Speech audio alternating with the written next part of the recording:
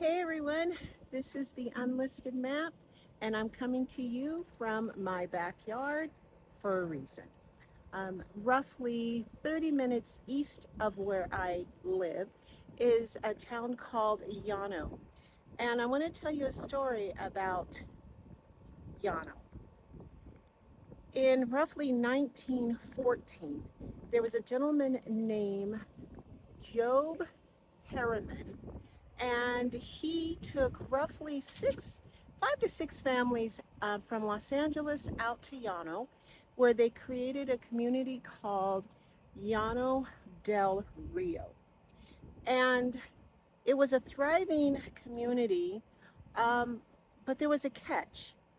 So stick with me and my wild blueberry half calf cold brew, and I'll tell you all about it.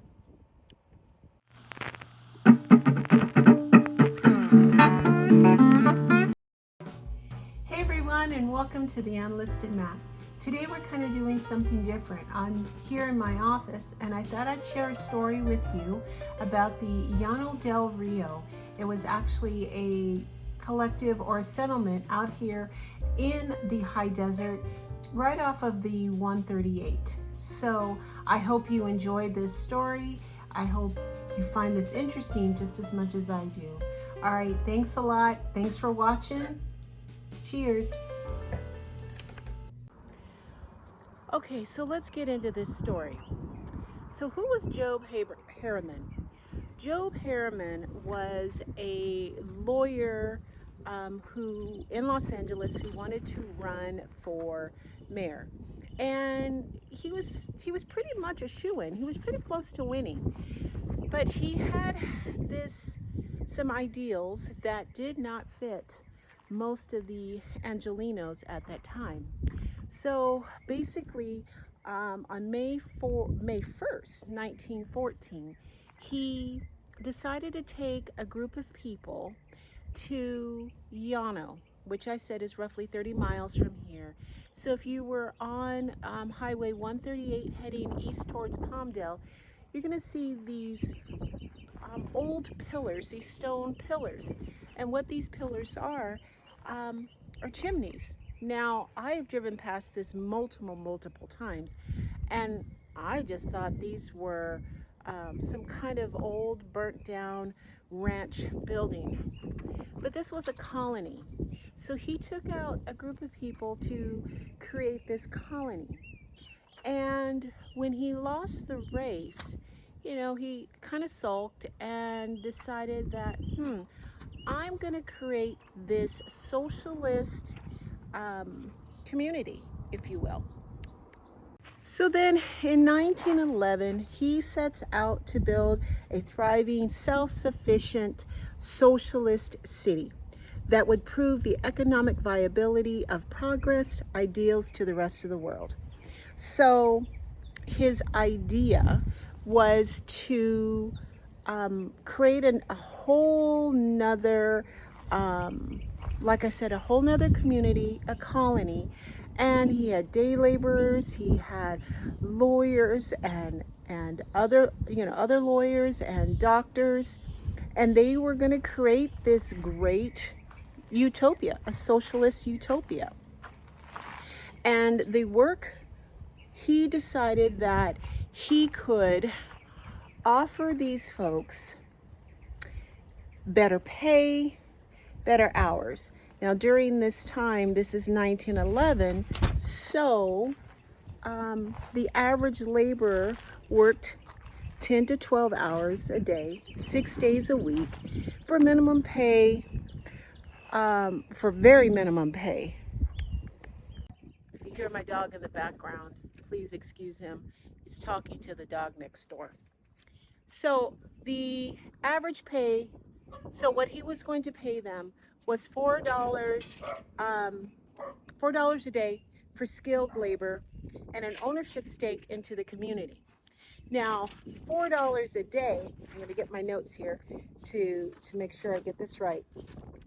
So in 1914, roughly, yes, 1914, $4 was actually equivalent to roughly $120 to $130 a day. Nice, right? That would total around $15 to $16 an hour in today's standard. Because not only, now this sounds really good, because not only were the day laborers going to get this, but again, remember your professionals, your doctors and lawyers were also going to get this same pay. But there had to be a catch, and there's always a catch. The good old bait and switch. They weren't getting paid in actual US greenbacks. They were getting paid in colony credit. Ugh, what's colony credit? Well, there was a colony store. And whatever the general board, there's a board, and we're going to get into that in a minute. There was a board, and what they decided was you got paid and used that money or that credit for whatever was in that store. So whatever they stocked was whatever you could buy. You couldn't purchase anything away from the colony because you didn't really have any money. It was just all credit. So just over my fence here is the desert. And this is pretty much what it would have looked like, minus the electrical poles, in 1915. And it was a gang called the Bush Gang. They later called themselves the Welfare League.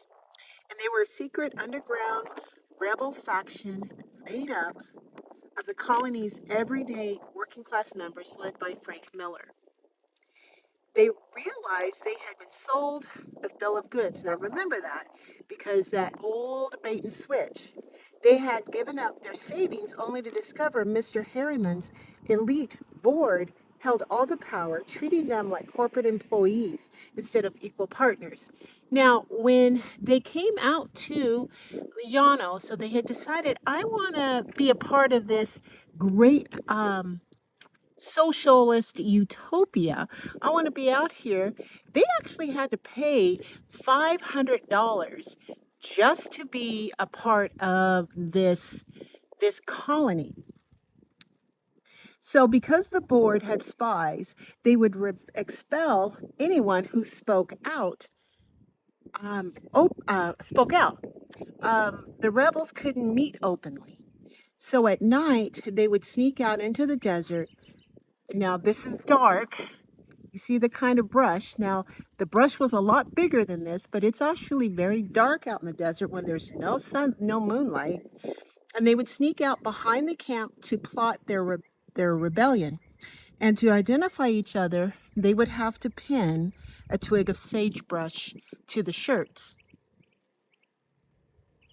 They demanded a true democracy, a popular vote on every decision, an open look at the financial books, and in the end, the board's top-down, and to end the board's top-down leadership, dictatorship, actually. So Frank Miller was the desert rebel, and he was the antithesis of the boardroom. He was a vocal, passionate, working-class colonist who arrived in Llano genuinely believing, the flyer promising equal ownership and equal social opportunities. He openly labeled Harriman as the czar. So now remember what I was saying, that this was an all-white colony. So you could not be black, you couldn't be Hispanic or Latino, you couldn't be Asian. At the time, Los Angeles had a huge Chinese population. And so you couldn't be a part of this utopia. It was a white-only utopia. But it was okay for you to be a woman.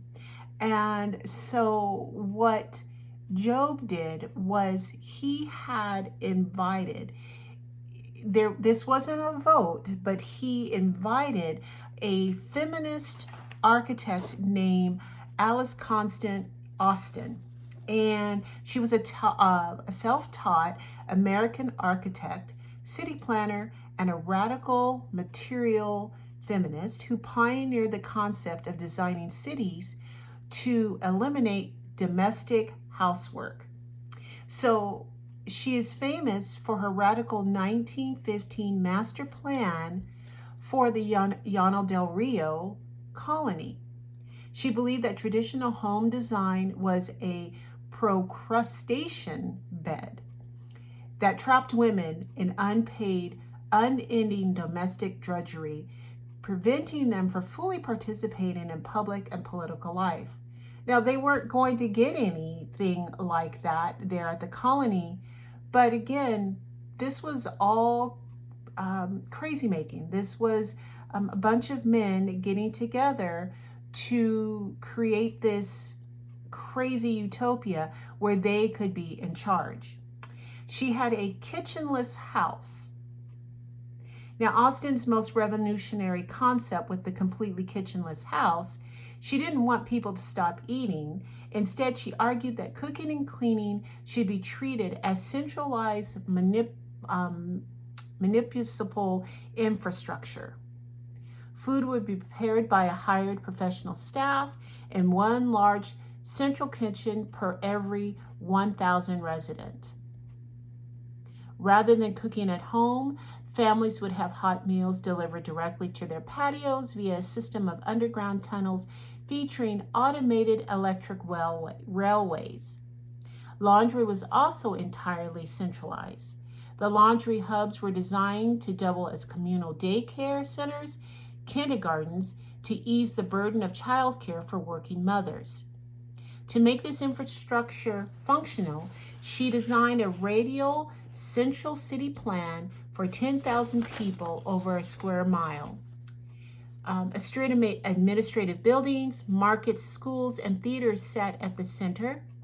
Houses radiated outward in a row, surrounded by green parks and agricultural land. Now, you guys just saw my backyard, and that desert was dry, and water was to become a commodity. The houses themselves were to be built of concrete with modern labor-saving features like heated tile floors, eliminating dusty carpets, and built-in rollaway furniture designed for special joints to minimize dusting. Because Llano del Rio suffered from severe water shortage and financial strain, we're going to talk about that, her futuristic city was never actually built. So the commune operated as a social capitalist stock model. To secure a spot, every member was required to purchase exactly 2,000 shares of stock at $1 per share, paying at least $500 upfront in cash upon acceptance. Membership was strictly restricted to individuals who were idealistic, industrious, and sober. However, the commune also enforced deeply exclusionary white-only membership policies. Once accepted, every member, including Austen, became a stockholder employee of the colony, working a flat rate of $4 a day. So the board, originally 7, later became 9, or actually voted in by the working class. Job first legally incorporated the Mescal Water and Land Company as the Llano del Rio Company in 1914. He handpicked his most loyal, wealthiest, and ideologically aligned friends from Los Angeles to fill these 9 seats. To the colony, a worker had to buy 2,000 shares of stock at $1 per share. 2,000 buy-in through many paid $500 as a down payment, and the rest was put on credit. In a normal cooperative, one person equals one vote. But in Llano, it was a capitalist stock corporation. Harriman and the original board members held massive blocks of original controlling voting stock. The bylaws were structured so the board of directors was essentially self-perpetuating, meaning when a seat opened up, the remaining board members would vote on who would fill it. The General Assembly, the workers, would pass all the resolutions they wanted in their nightly meetings, but the board would held absolute corporate veto power on everything. So two of the board members who were chosen by Harriman was George Pickett. He was the corporate enforcer. He was a former insurance salesman and real estate agent from Los Angeles. He was a hardcore, pragmatic businessman. He viewed the colony as a strictly industrial enterprise that required tight time management. As Job's health began to decline from tuberculosis, Pickett became the de facto dictator. And when the California site collapsed, he took the reins completely, ruling the new Llano in Louisiana with an iron fist for the first 20 years. Walter Millsap was the corporate manager, highly capable technician and planner. He served the board as the man who dictated the physical layout, job assignment, and resource distribution. If a colonist wanted a better tent, a different shovel, or a change in their work detail, they went through Millsap's top-down corporate assignment. In an article in the colony's own magazine, The Western Comrade, Harriman explicitly wrote, "This is not a cooperative colony, but a corporation conducted upon the lines of an ordinarily private corporation." And Harriman didn't even try to hide the fact that this was a capitalist corporate structure. He thought that was the only way to make a socialist business thrive. But to Frank Miller and the workers, the gang Bush, or the Bush gang, they gave up their life savings. That explanation felt like the real bait and switch, or so now for some real intrigue. There was a story of the airplane. There was an airplane out at Llano del Rio, and it was known as the burnt airplane mystery, one of the most intriguing and enduring legends of the socialist colony. In 1916, as the colony was reaching its peak population and their cooperative could master modern technology alongside farming and trade, a colonist purchased parts of a motorized aircraft, and together with other members of the community, they assembled one of the first operational airplanes in the Antelope Valley. The aircraft was completed and fully functional. It was fitted with a motor and scheduled for its highly anticipated maiden flight, test flight, on the morning of September 22nd, 1916. The plane never took to the sky.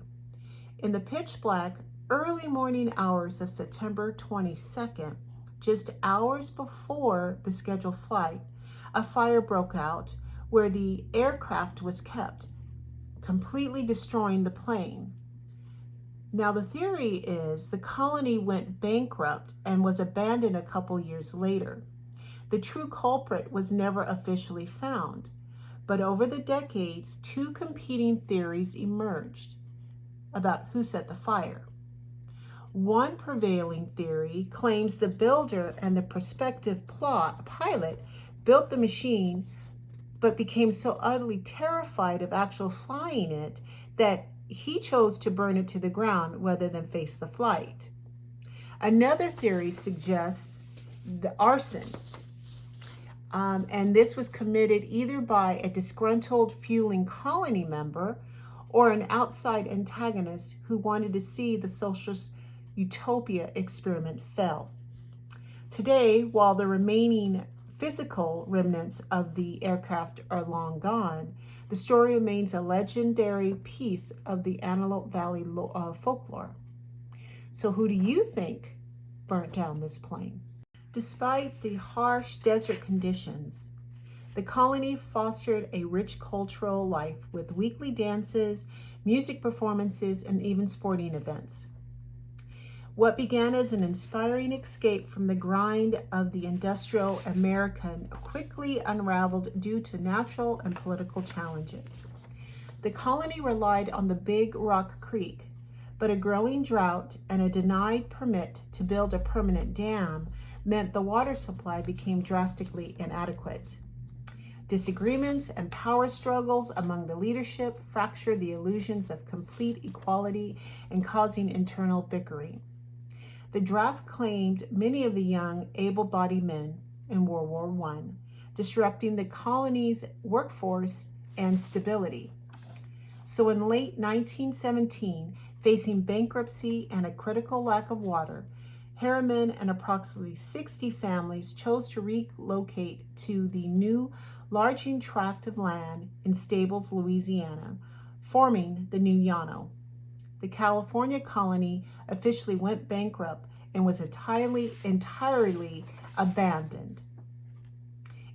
Today, remnants of this ambitious utopian experiment remains as a California historical landmark, number 933. Okay, so now I know you're probably wondering what happened to the colonists. As I mentioned, it disbanded and at least 60 families went to Louisiana. So I thought I'd kind of break it down. I've got some notes, so please forgive me as I read. The Loyalists, those were the people who were on the board. Those were the elite board members. They followed the board, or the believers, the hardcore believers followed the board to Louisiana. The new Llano survived all the way until 1938. They finally went bankrupt during the Great Depression, and the remaining families were left with absolutely nothing. Now, what happened to the rebels or the brush gang and the everyday workers? Miller and the brush gang and the hundreds of families who couldn't afford a train ticket to Louisiana, end was immediate and financially devastating. Since their $4 a day was a worthless piece of nothing, the workers were left with nothing. The colony went into bankruptcy or receivership. The corporate stock shares were just worthless pieces of paper. The families simply packed up with what little they had. They moved via wagon or early cars and scattered, some to the San Bernardino Valley, Palmdale, or Los Angeles to find immediate factory or farm work. A few stayed in the high desert out here in the Victorville, Apple Valley, Hesperia area, taking up independent homesteads nearby, watching the wood and canvas tents not rot away until only those stone chimneys were left. Now, I can't even imagine the trauma that they endured. In the end, Job's dream didn't die because the desert was too harsh. It died because the leadership couldn't trust the very working class they invited out there. Harriman died pushed out of his creation. Now, remember, he had tuberculosis, so he actually left Louisiana, came back to Los Angeles, and died in LA. Pickett took the corporate machinery to Louisiana, and the everyday workers were left with nothing but empty pockets and a desert wind blowing through the ruins. I hope you guys found this episode pretty interesting. At least I know I did. And if you liked it, or, I would love it if you shared it. If you haven't subscribed, please go ahead and do so.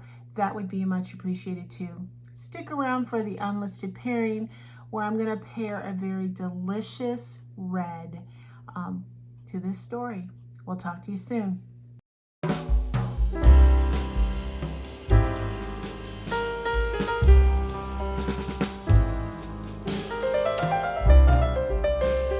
Hey everyone, and welcome to the unlisted pairing. And today I am pairing a robust red with the story of here at the Llano del Rio. So what am I pairing, or what am I drinking? I'm actually drinking the 7 Deadly Sins. And you know what? You look at the label, it's talking about the 7 deadly sins. This is a 2021 Lodi Old Vine Zinfandel. Now normally I would pair this robust peppery red with a smoky tri-tip. But because of Llano, it pairs so smartly and so smoothly with this deadly sins of absolute power. You see what I did there? Harriman built Llano del Rio on a beautiful promise, but the boardroom ran it like a corporate dictatorship. They starved out the rebels, kept the workers dependent on company credit, and when a group of everyday people built the airplane to prove their independence, someone snuck in the middle of the night and burned it to the ground. This wine is deep, complex, and packs a punch, like the raw, unedited history hidden out there in Llano. The elite board tried to bury the truth, but those granite chimneys are still standing to keep the score. So, salud, my friends. I'm going to enjoy this with a tri-tip. And so until next time, keep exploring the unlisted map.